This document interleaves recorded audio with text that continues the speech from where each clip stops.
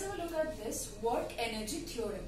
What does it say, work energy theorem? It says that if a body is moving and we apply a force in the moving body in the same direction in which the body is moving, that means it's not a retarding force, okay? It's applied in the same direction in which the body is moving. In that case, the work done on the body, that will be equal to the increase in the kinetic energy. That means whatever work is done on the body, that will be gained by the body to increase its kinetic energy. Now let's have a look at the proof. Suppose a body of mass m is moving with initial velocity u. Okay, so if it's moving with initial velocity u and it has a mass m, its initial kinetic energy half mu square. We apply a force F, capital F.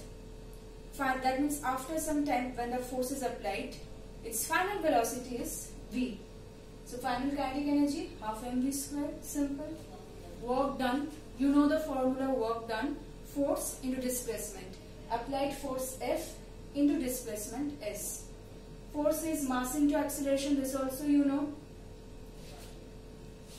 This is from Newton's equation of motion, equations of motion, v square equal to u square plus 2as. So now just see from this portion, can I calculate s as v square? I'm just putting this on this side, v square minus u square by 2a, right? That will be s. So if I've got s, now can I substitute in this equation? Can I substitute w as m into a, and in place of s I'm writing this one. Simple calculation, and we are getting half m v square minus u square. Open the bracket, half m v square minus half m u square, right? That means half m v square is the final kinetic energy, say kf. Half m u square, initial kinetic energy, ku. So what am I getting?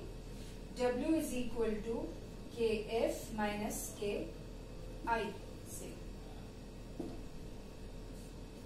That means work done is equal to increase in the kinetic energy. Now, next,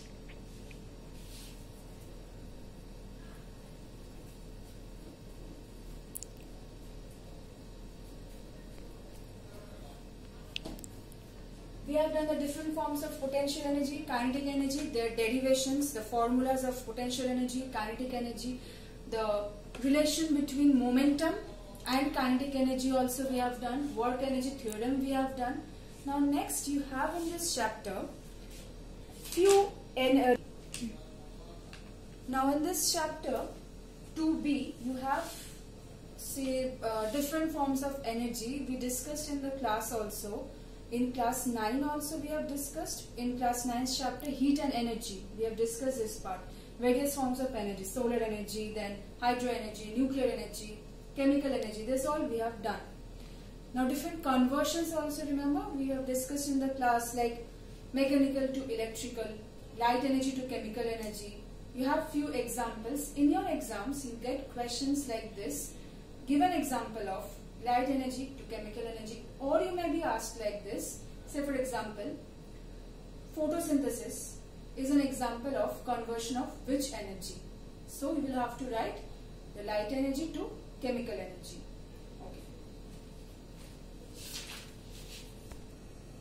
Okay. Now we will do conservation of energy now. So what does the law of conservation of energy say? That total energy is conserved.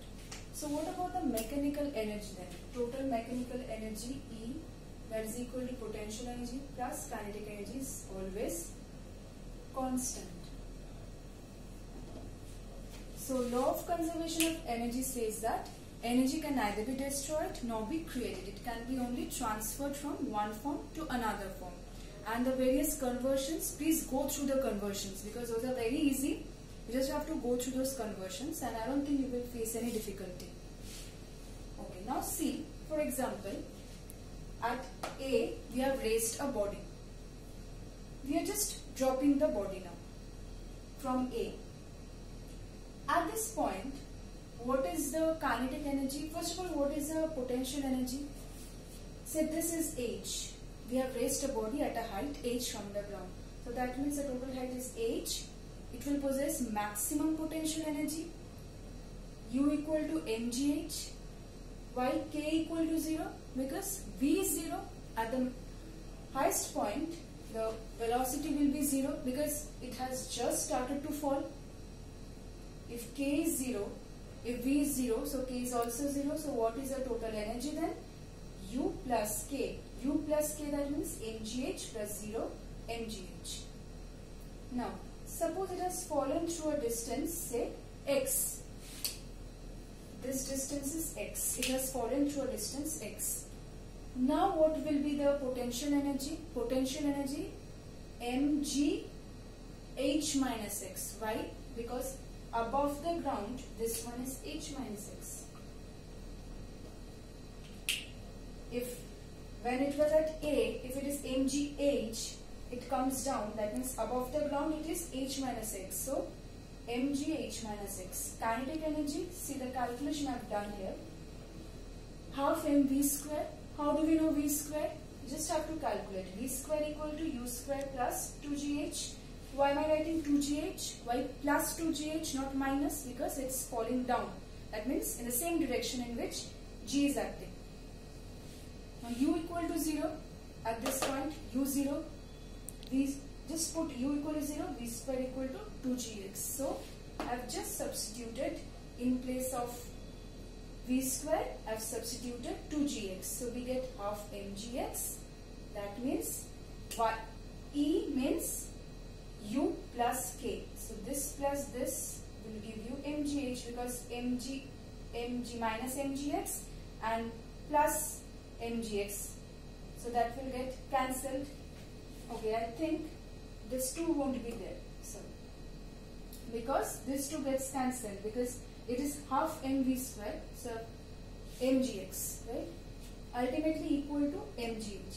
Again, when the body just touches the ground, whole of potential energy will get converted to kinetic energy because potential energy will be 0 now. Potential energy will be 0 because it is on the ground now, no raised position. U0, kinetic energy half m, v square again. What will be v square now? Just see, suppose if you calculate initial velocity here, u 0 plus 2g x. What is x now? H, because it has covered the whole distance. So 2gh. Put 2gh, cancel mgh. So total energy equal to u plus k. 0 plus mgh will give you mgh. So see, at all instant, kinetic energy plus potential energy was constant. This is for a freely falling body. You get questions like this, or you may also be asked, what about x equal to a by 2? What will happen about the energy at x equal to a by 2? Let's see.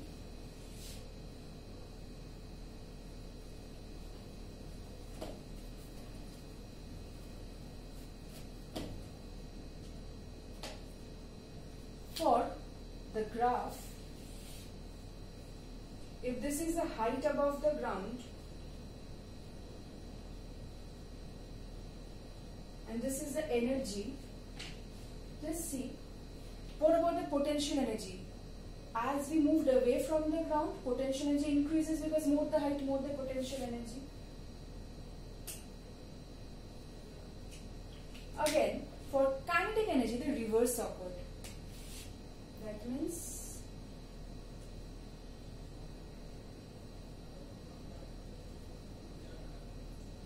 so this is the maximum position. So this is the maximum height. At this height, total energy was mgh. This is height above the ground, right? Now can you see? So what about this one? This is the graph for potential energy. This is for kinetic energy because see, potential energy at h equal to 0, it is 0. Maximum height, maximum. Kinetic energy at height 0, That means at the ground it is maximum, as it's moving up, decreasing. That means when we are dropping the body from above, it is decreasing. Now, see, there is a point.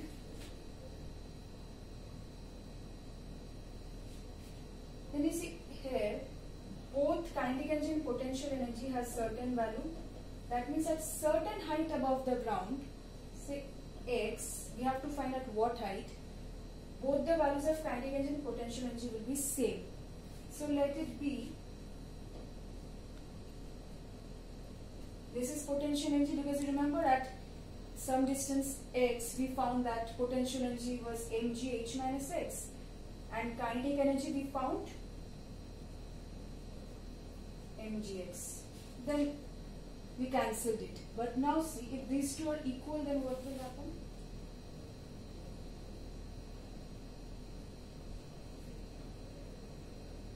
Or we can simply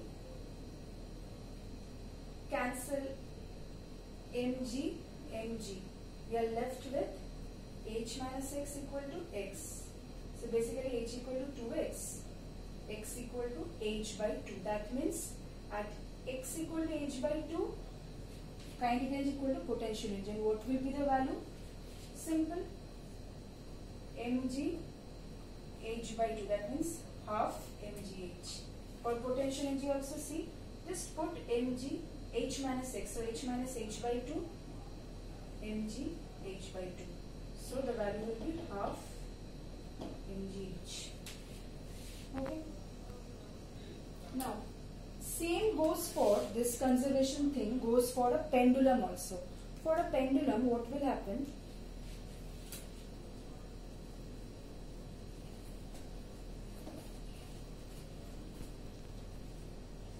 For a pendulum, suppose when we are just raising the pendulum to a certain height, it's raised position, that means at this position it will contain maximum potential energy. Say this one is h. Kinetic energy 0. Now when we just leave the pendulum, the bob of the pendulum, it will start moving towards the mean position. At the mean position again,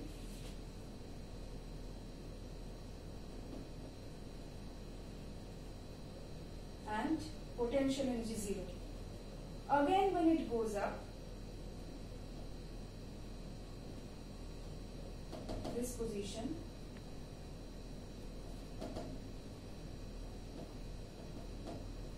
kinetic energy 0. That means at the two extreme positions, it will be possessing the maximum potential energy, at mean position, kinetic energy.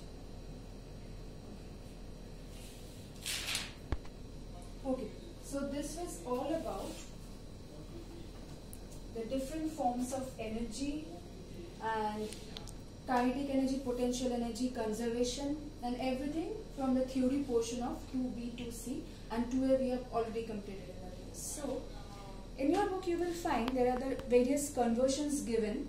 So, go through them, and also there is one point mentioned about the degraded energy. What about the degraded energy? You remember in class 9 we have done that whenever energy is being transferred from say one form to another desired form. Say we are lighting a bulb. So basically we want the conversion of electrical energy to light energy. But after some time if you touch the bulb, you will find that the bulb is hot. The surface of the bulb is warm. Why this is so? Because of the conversion to heat energy. Some part of the energy is always converted to some unuseful form of energy. So that unuseful form of energy is known as a degraded form of energy. So basically this is a dissipation of energy. So that's all for today. I think we have completed the theory portion. 2A, 2B, 2C we have completed. So just go through the portions, and the ones which I have asked you to just go through them, like the conversions and different forms of energy. So that's it, and we'll continue it in the next session then.